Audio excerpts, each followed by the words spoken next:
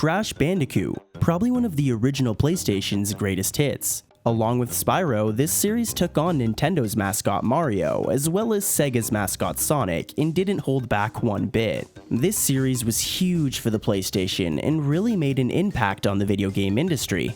I have a bunch of fond memories when it comes to the Crash series, and so does my buddy Harvesquire, which is why today he's gonna help me tell you 7 cool things about Crash Bandicoot.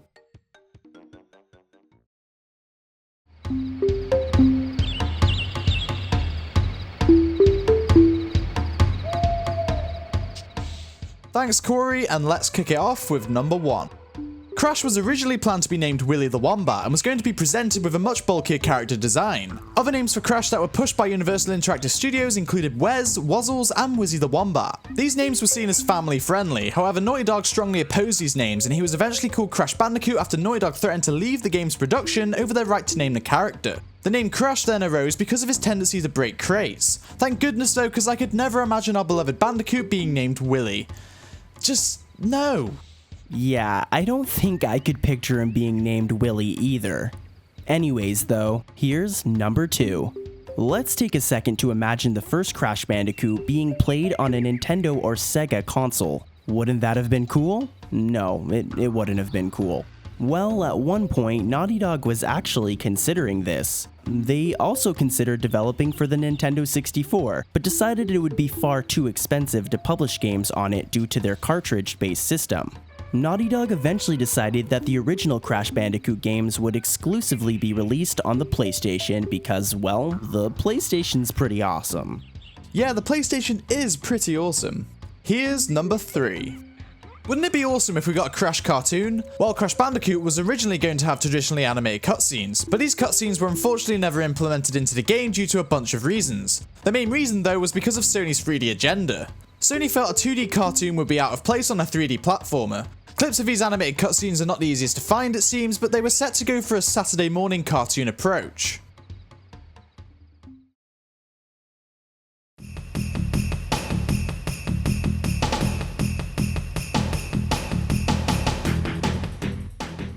Number 4. When coming up with the idea for how the game should play, the developers decided to turn the screen so you would play running in and out, rather than left and right. A funny story about this is that the developers would jokingly call this the Sonic ass game since you're always looking at Crash's back. Interesting, huh? Yeah, that is kind of interesting. Here's something even more interesting. Here's number 5. According to Andy Gavin, a co-founder of Naughty Dog and creator of Crash Bandicoot, Dr. Neo Cortex is based off Brain from the animated cartoon Pinky and the Brain.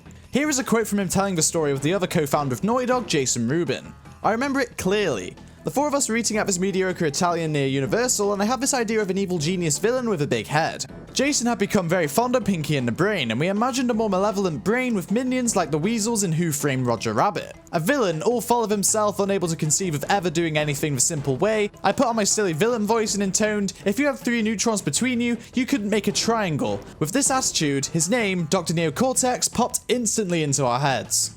Well, I'm sure glad that happened, because I don't think I could picture Crash Bandicoot without Neo Cortex. Anyways though, here's number 6.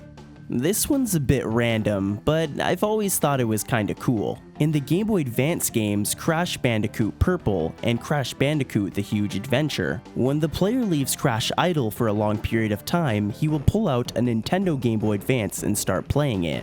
Pretty cool, huh? That is pretty cool, Corey. Well, here it is. Last but not least, number 7.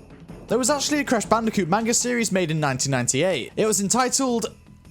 Corey, are you really gonna make me try and speak Japanese? Yup, you can do it. Really? Mm-hmm. Okay. It was entitled Dansu, Die Jump, Nai Daboken.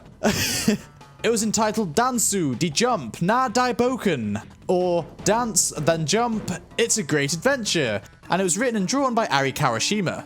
Published by Koru Koru Comics and released only in Japan, the story is loosely based off Crash Bandicoot 2 Cortex Strikes Back. The series lasted 2 volumes before being cancelled for unknown reasons. Well, there you go, 7 cool things about Crash Bandicoot. I'm Harvesquire and I want to say thank you to TheSkullKid for having me. As always, we hope you learned something new.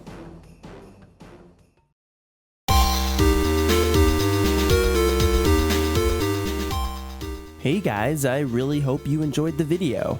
Let's all say a big thanks to Harvesquire for joining us today. You should go check out his channel. He makes some awesome videos, like this one right here, where he talks about the evolution of Resident Evil.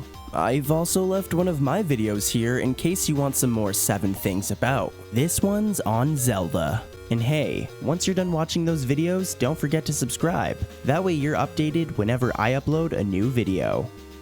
You know, I'm really starting to like this 7 Things About series, so you can expect it a lot more often. I especially like having guests on the show, so if you have a good microphone, don't be afraid to hit me up on Twitter, as I'd love to have more guests on the show. But for now, I'm TheSkullKid. Thanks for watching, and I'll see you on my next video.